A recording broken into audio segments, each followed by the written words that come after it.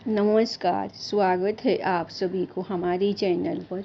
आज की कहानी है जब भगवान शिव की हुई जलती लकड़ी से पिटाई। बहुत ही भावुक और सुंदर कहानी है, एक बार जरूर पढ़ें। देवों में देव महादेव की कोई जलती लकड़ी से पिटाई करे, ऐसा कोई सोच भी नहीं सकता। लेकिन यह बात बिल्कुल सच है। बात कुछ 1360 ईस्वी के आसपास की है। उन दिनों बिहार के बिस्फी गांव में एक कवि हुआ करते थे। कवि का नाम विद्यापति था। कवि होने के साथ साथ विद्यापति भगवान शिव के अनन्य भक्त भी थे। इनकी भक्ति और रचनाओं से प्रसन्न होकर भगवान शिव को इनके घर नौकर बनकर रहने की इच्छा हुई। भगवान शिव एक दिन एक जाहिल गंवार का भेष बनाकर विद्यापति के घर आ गए। विद्यापति को शिव जी ने अपना नाम उगना बताया। विद्यापति की आर्थिक स्थिति अच्छी नहीं थी, अतः उन्होंने उगना को नौकरी पर रखने से मना कर दिया। लेकिन शिव जी मानने वाले कहाँ थे। सिर्फ 2 वक्त के भोजन पर नौकरी करने के लिए तैयार हो गए। इस पर विद्यापति की पत्नी ने विद्यापति से उगना को नौकरी पर रखने के लिए कहा। पत्नी की बात मानकर विद्यापति ने उगना को नौकरी पर रख लिया। एक दिन उगना विद्यापति के साथ राजा के दरबार में जा रहे थे। तेज गर्मी की वजह से विद्यापति का गला सूखने लगा, लेकिन आसपास जल का कोई स्रोत नहीं था। विद्यापति ने उगना से कहा कि कहीं से जल का प्रबंध करो, अन्यथा मैं प्यासा ही मर जाऊंगा। भगवान शिव कुछ दूर जाकर अपनी जटा खोलकर एक लोटा गंगा जल भर लाई। विद्यापति ने जब जल पिया तो उन्हें गंगा जल का स्वाद लगा और वह आश्चर्यचकित हो उठे कि इस वन में जहाँ कहीं जल का स्रोत तक नहीं दिखता, यह जल कहाँ से आया, वह भी ऐसा जल जिसका स्वाद गंगा जल के जैसा है।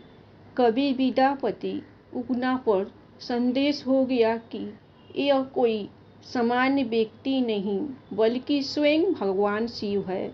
अतः उगना से उसका वास्तविक परिचय जानने के लिए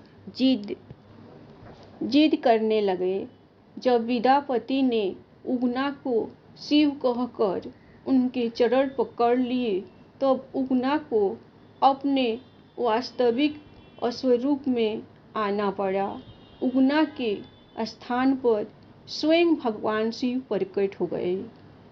शिव ने विद्यापति से कहा कि मैं तुम्हारे साथ उगना बनकर रहना चाहता हूँ, लेकिन इस बात को कभी किसी से मेरा वास्तविक परिचय मत बताना। विद्यापति को बिना मांगे संसार के ईश्वर का सानिध्य मिल चुका था। इन्होंने शिव की शर्त को मान लिया। लेकिन एक दिन विद्यापति की पत्नी सुशीला ने उगना को कोई काम दिया। उगना उस काम को ठीक से नहीं समझा और गलती कर बैठा। सुशीला इससे नाराज हो गई और चूल्हे से जलती लकड़ी निकालकर लगी शिव जी की पिटाई करने।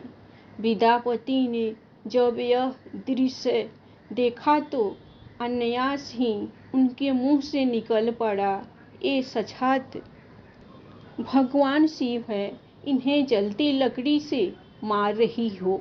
फिर क्या था, विद्यापति के मुंह से यह शब्द निकलते ही शिव वहां से अंतर्धान हो गए।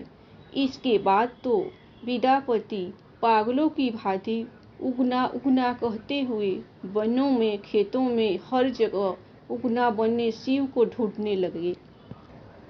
भक्त की ऐसी दशा देखकर शिव को दया आ गई। भगवान शिव उगना के सामने प्रकट हो गए और कहा कि अब मैं तुम्हारे साथ नहीं रह सकता। उगना रूप में मैं जो तुम्हारे साथ रहा उसके प्रतीक चिन्ह के रूप में अब मैं शिव के लिंग के रूप विराजमान रहूंगा।